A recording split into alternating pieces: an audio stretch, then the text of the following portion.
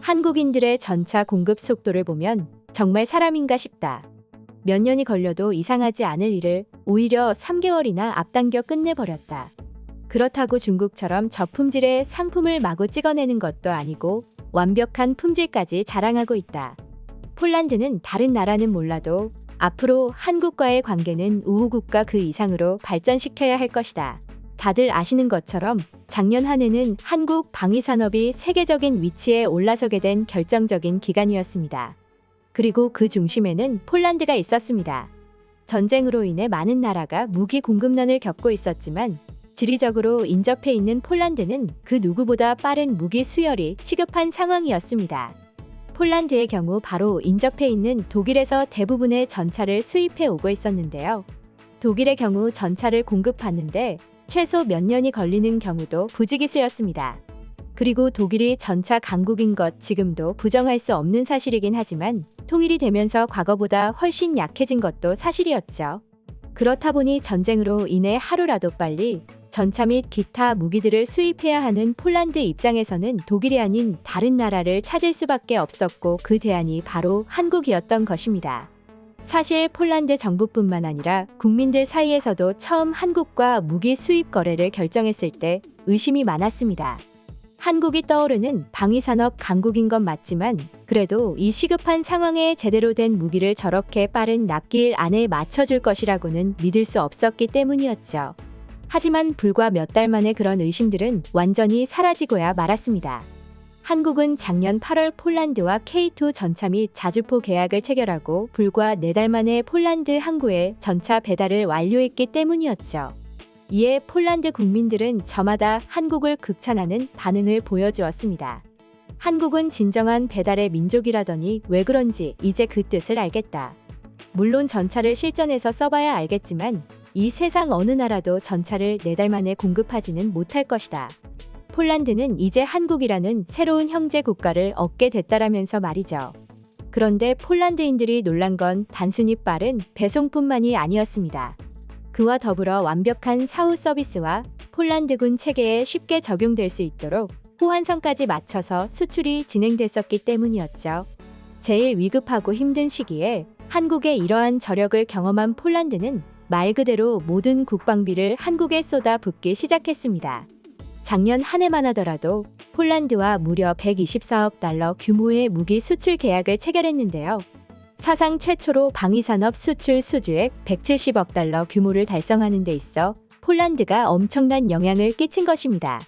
이걸 반대로 해석하면 그만큼 폴란드 정부가 한국 무기를 구입하기 위해 얼마나 많은 돈을 썼는지도 알 수 있습니다. 하지만 이는 시작에 불과했습니다. 현재 폴란드는 만일의 위협에 대비하기 위해 군의 규모를 기존보다 크게 키우기로 결정했고 약 151조 원을 들여 2035년까지 군대를 현대화하기로 결정했습니다. 또한 국방비도 GDP의 4%까지 증액하기로 했죠. 이는 북한이나 이스라엘과 맞먹는 수준이라고 합니다. 그만큼 국방과 관련해 천문학적인 돈을 투자하겠다는 결정을 내린 것인데요. 이 중심에도 역시나 한국이 있었습니다. 먼저 배달의 민족답게 올해 인도 예정이었던 K2 전차 납품을 무려 3달이나 앞당겨 조기 납품했다고 전해지고 있는데요.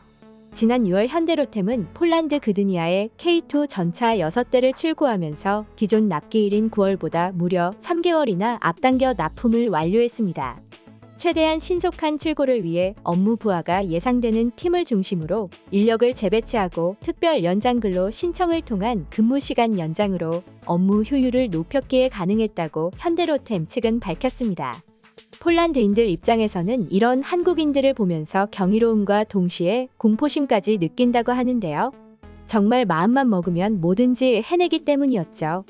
이처럼 전 세계에서 믿을 수 없는 무기 생산 속도를 보여줌과 동시에 기능과 사후 서비스 그리고 호환성과 가격 역시 완벽하다 보니 폴란드 입장에서는 이제 독일이 아닌 한국을 완전한 무기 수입 대상국으로 삼기 시작했습니다. 앞서 말씀드린 군 현대화 작업을 위해 폴란드는 무려 820대의 K2 전차를 추가 주문하기로 결정했습니다. 단순히 한국의 K2 전차를 수입하는 것이 아니라 최대한 폴란드군이 필요로 하는 장비와 기타 호환성을 토대로 만들어진 K2PL이 그 주인공이었죠. 이로 인해 현대로템이 얻는 수출이익은 무려 15조 원에 가까운 것으로 알려지고 있는데요. 협상은 올해 하반기 중 마무리될 예정이라고 하지만 이번 3개월 조기 납품으로 거의 확실히 되는 것으로 보여지고 있습니다. 그런데 더 대박인 것은 이 역시 시작에 불과하다는 것입니다. 지난 6월 7일 마리우시 폴란드 부총리 겸 국방장관은 또 다시 한국을 방한해 무기 체계를 돌아보며 관련 협력을 논의했는데요. 폴란드의 이러한 적극적인 행보에 긴장한 주변 국가들 역시 한국을 찾기 시작하면서 한국의 방위산업의 성장은 끝이 안 보일 정도로 기대감이 커지고 있습니다. 해당 사실이 해외 커뮤니티에 알려지자 여러 국적의 외국인들은 저마다 자기들도 하루라도 빨리 한국 무기를 수입해야 한다고 아우성치기 시작했습니다. 아무리 한국인들이 미친 듯한 생산력을 보여준다고 하더라도 결국에는 한계가 있기 때문이라는 분석이었죠. 정말 계속 이렇게 방위 시장이 흘러간다면 한국의 방위 산업이 얼마나 성장할지는 도무지 상상이 안 가긴 하는데요. 그럼 지금부터 폴란드 전차 조기 납품 소식을 두고 외국인들은 어떤 반응을 보여주고 있는지 자세히 소개해 드리도록 하겠습니다. 로켓 배송 하는 말을 많이 들었는데 이제는 다른 나라로까지 로켓 배송을 할 줄은 몰랐다. 한국인들 진짜 뭐래도 제대로 하는구나. 현재 전쟁이 너무나 장기화되고 있다. 심지어 중국도 자꾸만 도발하고 있는 이 상황에 전 세계는 준비해야 한다. 다음 스텝을 말이야. 한국은 꽤 많은 돈을 벌어들이고 있는 상황인가 보네요. 한국 무기는 아직까지 전혀 검증되지 않았습니다. 그렇기 때문에 한국 무기를 사들이는 것에 조금 더 신중을 기해야 합니다. 아직까지도 한국 무기를 의심하는 사람이 있네. 지금 한국 무기는 인도, 폴란드, 심지어 우크라이나 러시아 전쟁에서도 맹활약을 하고 있는 상황이다. 진짜 어리석은 사람이 여전히 활동하고 있다니 놀랍네요.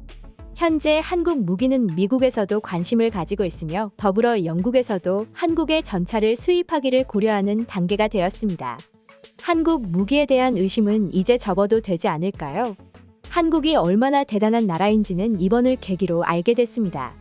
한국은 문화 콘텐츠 분야에서도 세계의 역량을 발휘하고 있는데 무기 산업 분야에서도 엄청난 업적을 달성했네요. 진짜 무서운 나라입니다. 저 나라 사람들은 도대체 어떻게 생겨먹은 건지 모르겠다. 어떻게 해야 저런 속도를 낼 수 있는 거지? 정말이지 이게 될까?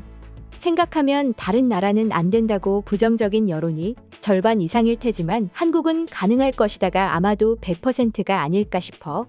어떻게 해야 저게 가능한 거야? 실무에서 일하는 사람들의 반발은 전혀 없는 거야? 보통 일이 아닐 거라고 생각하는데 말이지. 그만한 보상을 해주겠죠? 특히 한국에서 한국인들은 성공에 대한 갈망이 대단합니다. 그리고 그 성공은 확실히 돈이죠. 저렇게 일을 바짝 하면 그만큼의 보수를 주니까 하는 거겠죠. 돈이 전부는 아니잖아. 잠도 못 자고 일만 해야 하는데 진짜 나라면 한국에서 잠시도 못 버틸 것 같아. 그게 우리와 한국인들의 차이입니다. 그 차이는 작아 보이지만 굉장히 커요. 그리고 저런 한국 때문에 여러 나라가 평화를 지킬 수 있는 겁니다. 한시가 급하다. 현재 전쟁의 형태가 어떻게 변할지 조금도 감이 오지 않는다. 우리는 대비해야 한다. 이상 속닥속닥이었습니다. 영상이 재밌으셨다면 구독, 좋아요 부탁드리겠습니다. 시청해주셔서 감사합니다.